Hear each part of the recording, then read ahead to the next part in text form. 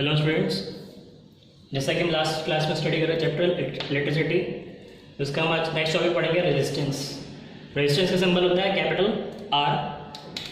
Definition क्या होता है इसका? It is a property of a conductor to oppose the flow of current through it. किसी एक कंडक्टर में करंट फ्लो होता है तो उसके अंदर जो करंट फ्लो हो रहा है उसका अपोजिशन उसे हम कहते हैं रेजिस्टेंस। ओके, देखिए ये कंडक्टर है ए बी, इसके अंदर ये फ्री इलेक्ट्रॉन्स है और कुछ बीच में क्या है, पॉजिटिव आयंस और न्यूट्रल एटम्स।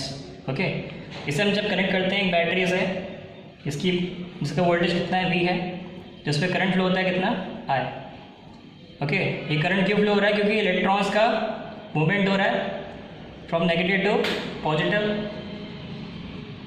अभी जो इलेक्ट्रॉन्स का मूवमेंट हो रहा है ये फ्रीली मूव नहीं हो पा रहे हैं, बीच में इनका कोलिजन हो रहा है, किससे? पॉजिटिव आयन से और न्यूट्रल एटम से। तो यही क्या करते हैं, इस कंडक्टर में रेजिस्टेंस को पैदा करते हैं। ओके, इसी को हम क्या कहते हैं, रेजिस्टेंस, कि ये फ्री फ्लो को अपोज कर रहे हैं। क्लियर? कि इस कंडक्टर की प्रॉपर्टी को हम क्या कहते हैं, रेजिस्टेंस कहते हैं। It is a property of conductor to oppose the flow of current through it. और ये अपोजिशन कौन कर रहा है? ये पॉजिटिव आयंस कर रहे हैं और ये न्यूट्रल एटम्स कर रहे हैं, इलेक्ट्रॉन्स के फ्री मूवमेंट को रोक रहे हैं। क्लियर? इसे हम कहते हैं रेजिस्टेंस। अब आता है फॉर्मूला। तुमने लास्ट क्लास में एक रिलेशन पढ़ा था, Ohm's law. From Ohm's law हमने क्या पढ़ा था, V proportional to I at constant temperature. अगर कंडक्टर का टेम्परेचर कांस्टेंट है तो V प्रोपोर्शनल टू क्या होगा, I होगा। मतलब पोटेंशियल डिफरेंस बढ़ेगा तो करंट भी बढ़ेगा, पोटेंशियल डिफरेंस कम होगा तो करंट भी कम होगा। यह है प्रोपोर्शनलिटी साइन। जब भी हटेगा तो एक कांस्टेंट आएगा, उस कांस्टेंट को लिखते हैं R।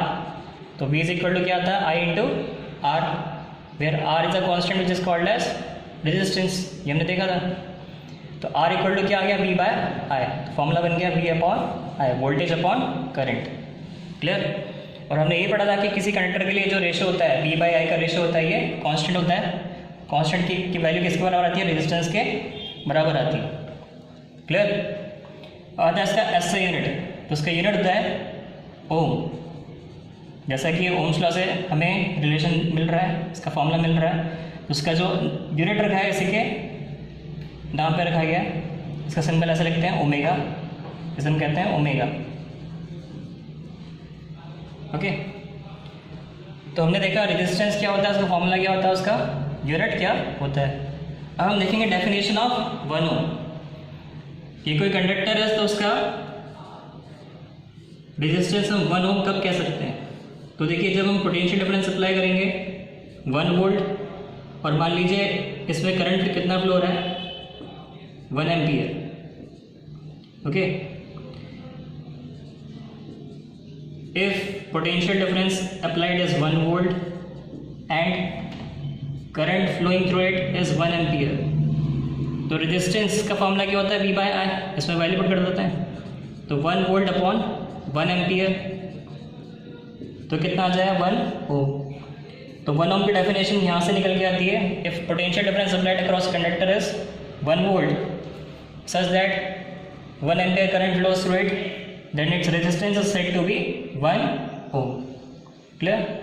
Now let's see calculation of resistance from VI graph. VI graph से हमें क्या निकालना है, रेजिस्टेंस निकालना सीखना है। तो लास्ट क्लास में हमने VI ग्राफ प्लॉट किया था ओम्स लॉ से। तो ग्राफ कैसा था, straight line passing through origin, means जो V है वो I के डायरेक्टली प्रोपोर्शनल होता है। अगर V बढ़ रहा है तो I भी उसी प्रोपोर्शन में बढ़ रहा है। क्लियर है? तो इस ग्राफ से हमें क्या निकालना है, रेजिस्टेंस का वैल्यू फाइंड आउट करना है। तो कैसे निकालते हैं हम निकालते हैं slope of the VI graph. Slope का फॉर्मूला क्या होता है, tan थीटा। ओके, हमने मैथ्स में पढ़ा है कि अगर कोई स्ट्रेट लाइन है उसका ग्राफ, उस पर हम स्लोप निकालते हैं। स्लोप का फॉर्मूला होता है tan थीटा। ओके, तो AOC एक राइट एंगल ट्राइंगल बन रहा है, राइट एंगल एट C। इस एंगल को मान लेते हैं थीटा। तो परपेंडिकुलर अपॉन बेस क्या होता है, tan थीटा होता है। तो परपेंडिकुलर कितना है, AC, और बेस कितना है, OC। क्लियर? तो AC की वैल्यू मुझे क्या बता रही है, वोल्टेज की वैल्यू। ओके, और ओ सी की वैल्यू मुझे क्या बता रही है, करंट की वैल्यू। तो वी बाय आई अभी भी पढ़ा हमने, फॉर्मूला किसका होता है, रेजिस्टेंस का। ओके, तो हमें दिख रहा है कि रेजिस्टेंस हम कैसे निकाल सकते हैं, वी आई ग्राफ से, resistance equal to slope of V I graph. Clear? Example देखते हैं। मान लीजिए दो कंडक्टर्स हैं ए और बी, इसका हमें वी आई ग्राफ दे रखा है और पूछा है बताओ किसका रेजिस्टेंस ज़्यादा है। ओके, तो हम क्या चेक करेंगे इस ग्राफ से, स्लोप चेक करेंगे। स्लोप कैसे निकालते हैं, हम एंगल चेक करते हैं थीटा। ओके, तो मान लीजिए ये जो बी कंडक्टर है ये आई से कितना एंगल बना है, थीटा बी बना रहा है, और जो ए है वो कितना एंगल बना रहा है, थीटा ए बना रहा है।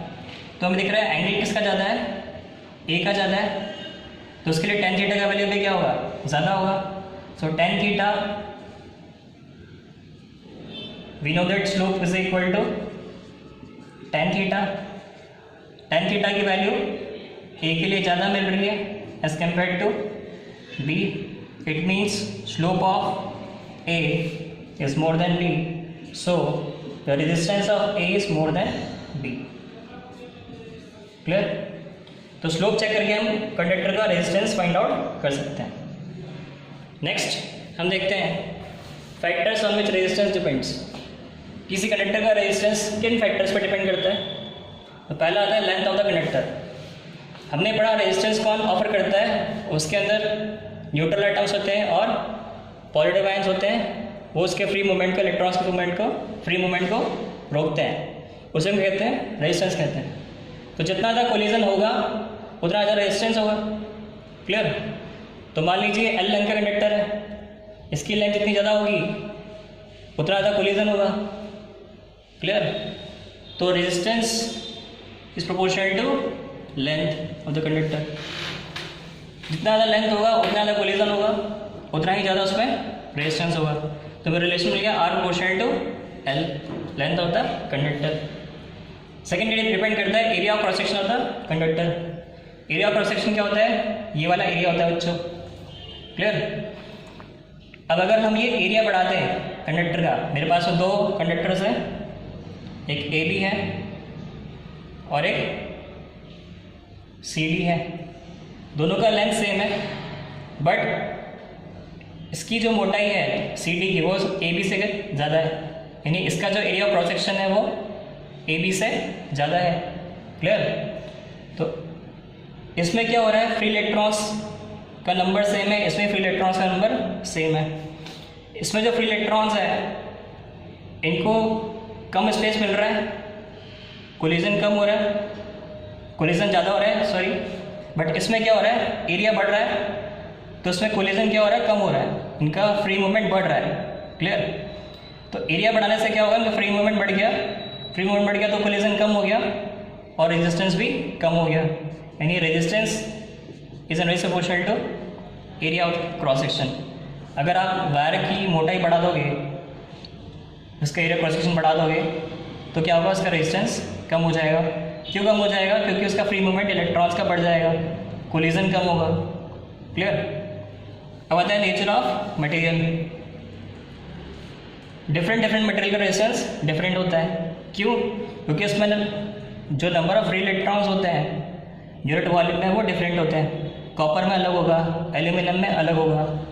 ओके, तो हम देखते हैं रेजिस्टेंस ऑफ कॉपर जो होता है वो लेस होता है as compare to resistance of aluminium. Clear? तो अगर मटेरियल डिफरेंट होगा तो रेजिस्टेंस भी क्या होगा, डिफरेंट होगा।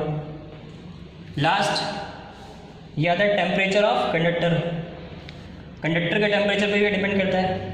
अगर आप मेटल, हम बात कर रहे हैं पहली बार मेटल की, मेटेलिक कंडक्टर्स की। ओके, तो फॉर मेटेलिक कंडक्टर्स अगर टेम्परेचर बढ़ेगा तो रेजिस्टेंस भी बढ़ेगा। क्यों बढ़ेगा? क्योंकि टेम्परेचर बढ़ने से क्या होगा, काइनेटिक एनर्जी बढ़ेगी इलेक्ट्रॉन्स की, तो कोलिजन भी बढ़ेगा, और कोलिजन बढ़ेगा तो रेजिस्टेंस भी बढ़ेगा। ओके, तो resistance is proportional to temperature. तो इन चार फैक्टर्स पे डिपेंड करता है रेजिस्टेंस ऑफ द कंडक्टर।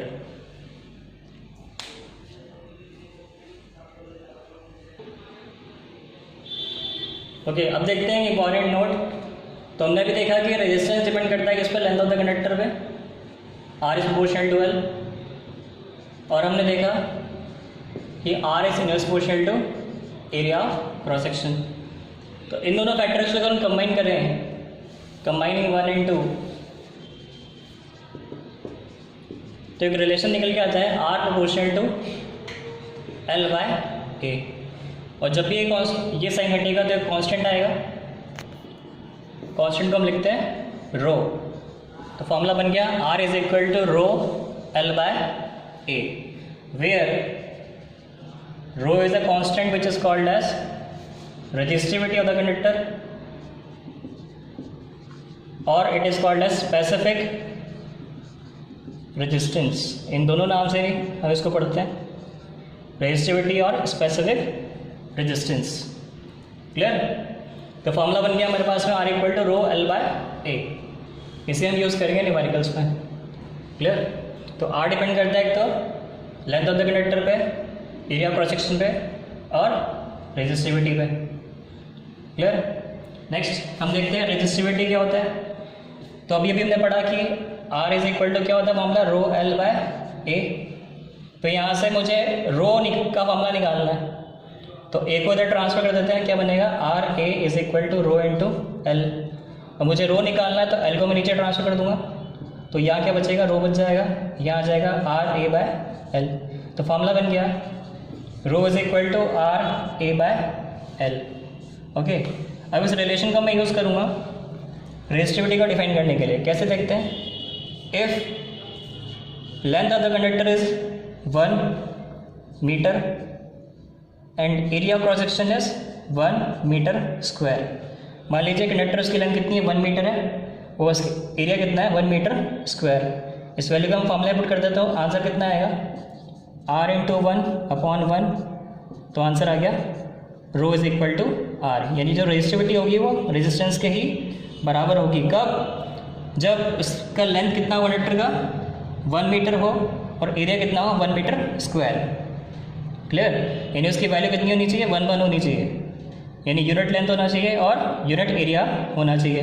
तो यहीं से हम इसको डिफाइन करते हैं। देखिए it is defined as the resistance of a conductor. Resistivity किसके बराबर है, रेजिस्टेंस के बराबर है, ऑफ यूनिट लेंथ।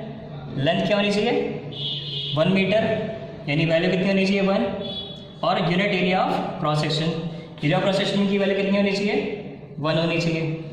क्लियर? तो it is defined as the resistance of conductor of unit length and unit area of cross section. Okay, अब देखते हैं इसका एसआई यूनिट। एसआई यूनिट कहाँ से आता है, फॉर्मूले से आता है। ओके, तो आर, रो डिपेंड कर रहा है किस पे, आर पे। आर का यूनिट क्या है, ओम। एरिया का यूनिट क्या है, मीटर स्क्वायर। और लेंथ का यूनिट क्या है, मीटर। तो मीटर से मीटर कैंसिल, क्या बन गया, ओम मीटर। तो ओम मीटर इसका क्या आ गया, एसआई यूनिट। क्लियर? अब बच्चों में ध्यान रखना है कि जो रेजिस्टिविटी है ये फॉर्मूले से दिख रहा है कि डिपेंड कर रहा है किस पे, ए पे और एल पे। क्लियर? बट ये ना तो एरिया पे डिपेंड करता है ना तो लेंथ पे डिपेंड करता है। ये ध्यान देना कि rho does not depend on length of the conductor and area of conductor. ये इस पर डिपेंड नहीं करता है। ये डिपेंड किस पे करता है, डिपेंड्स ऑन, ये हम लिखेंगे rho depends on temperature and material of the conductor. ये डिपेंड करता है टेम्परेचर पे और मटेरियल ऑफ द कंडक्टर पे। क्लियर? एक और बात हमें ध्यान रखनी है कि मेटल का जो रेजिस्टिविटी होता है सबसे कम होता है, उसके बाद एलॉयज का रेजिस्टिविटी उससे ज़्यादा होता है, और इंसुलेटर का रेजिस्टिविटी सबसे ज़्यादा होता है। क्लियर? तो अगर रेजिस्टिविटी ज़्यादा होगी तो उसका रेजिस्टेंस कम होगा, सॉरी रेजिस्टिविटी अगर ज़्यादा होगी तो उसका रेजिस्टेंस भी ज़्यादा होगा, और करंट क्या हो जाएगा, उसमें कम हो जाएगा। इस प्रॉपर्टी का हम यूज़ करते हैं किसमें, कंडक्टर को बनाने में। हम मोस्टली कंडक्टर किसके बनाते हैं, मेटल्स के बनाते हैं। क्लियर? क्योंकि मेटल की रेजिस्टिविटी क्या होती है, कम होती है सबसे, तो उसमें करंट क्या होगा, इसका रेजिस्टिविटी क्या सबसे कम है तो उसमें करंट क्या होगा, ज़्यादा फ्लो होगा। और कंडक्टर हमें ऐसा ही चाहिए जिसमें ज़्यादा करंट फ्लो हो सके। क्लियर। अब हम एक न्यूमेरिकल देखते हैं। If a wire of given material having length L and area cross section A has a resistance of 4 ओम, यानी हमें केस फर्स्ट दे रखा है कि एक कंडक्टर है, एक वायर है, उसका लेंथ कितना है L है और एरिया क्रॉस सेक्शन कितना है A है और रेजिस्टेंस कितना है 4 ओम। तो हमें पता है रेजिस्टेंस का फॉर्मूला क्या होता है, rho R is equal to rho L by A। Clear. तो मटेरियल उसने बोला है गिवन मटेरियल है, मतलब मटेरियल को हम चेंज नहीं कर रहे हैं, ओके। और रेजिस्टिविटी डिपेंड किस पे करता है, मटेरियल पे, यानी रेजिस्टिविटी क्या है यहाँ पे कांस्टेंट है, हम चेंज किसको कर रहे हैं, लेंथ और एरिया को। और केस फर्स्ट में बोला है कि रेजिस्टेंस कितना है 4 ओम, तो मैं लिख रहा हूँ R1 इक्वल टू कितना है 4 ओम। क्लियर। तो रो L1 अपॉन A1, L1 कितना है L है और एरिया कितना है A है, तो rho L by A is equal to 4। इसको लिख रहा हूँ इक्वेशन नंबर फर्स्ट। अब केस 2 में देखिए हमें बोला है कि what would be the resistance of another wire of same material, material सेम है यानी रो सेम है, रो इज कांस्टेंट, लेंथ को कर दिया उसने L बाई 2 और एरिया कर दिया डबल, तो उस केस पर रेजिस्टेंस चेंज हो जाएगा। इसको लिख रहे हैं हम R2, फॉर्मूला क्या रो L बाई A यानी L2 bye A2। New length कितनी है कंडक्टर की, L बाई 2 है, L by 2, area cross section कितना है 2 है, तो यहाँ 2A पुट कर देंगे, तो ये आ जाएगा रो L बाय 4A और रो L बाय A की वैल्यू पता है हमको कितनी है 4, तो यहाँ पुट कर देते हैं, तो 4 इंटू 4 और नीचे क्या है 4, तो 4 से 4 कैंसिल, कितना आ गया 1 ओम। तो हम देख रहे हैं कि अगर लेंथ चेंज हो रहा है कंडक्टर का और एरिया चेंज हो रहा है तो उसका रेजिस्टेंस क्या हो गया, चेंज हो गया।